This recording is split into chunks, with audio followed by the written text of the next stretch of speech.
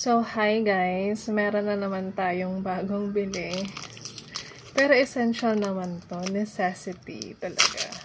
So, meron tayong shampoo dito. From Watsons. Which is yung Naturals by Watsons. And Argan. Argan yung pangalan niya. So, parang mas bet ko yung dating packaging niya dito. Ito talaga paubos na siya, guys. Parang feeling ko mas aesthetic ito kasi yung kulay niya dito. Yan. Parang mas aesthetic. Medyo rustic yung kanyang kulay. Nagulat talaga ako kasi ganito na yung packaging niya. Pero okay pa rin naman.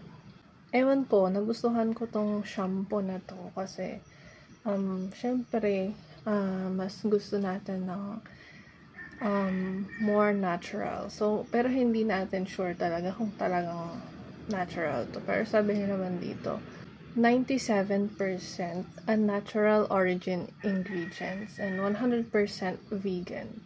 Certified organic argan from Morocco. The liquid gold. Kind to skin with no harsh ingredients. So, and then, sabi niya dito, love, 100% recycled ocean-bound plastic bottle, manufactured under ISO 4001 Environmental Management Standard. So, kung napapanood niyo ako, nag-start na talaga ako na mag-purchase ng mga more natural na mga products kasi gusto ko talagang makasama sa pag-save ng Mother Nature. So, yeah.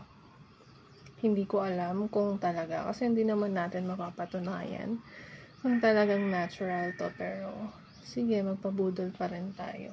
And, ang ganda lang nitong shampoo na to kasi nawala yung dandruff ko dito. Diyan, dito. Hindi ko lang alam dito sa scalp kung meron pa. Pero dito, yung kitang-kita, nawala na siya. And then, hindi rin ito ganun kabula.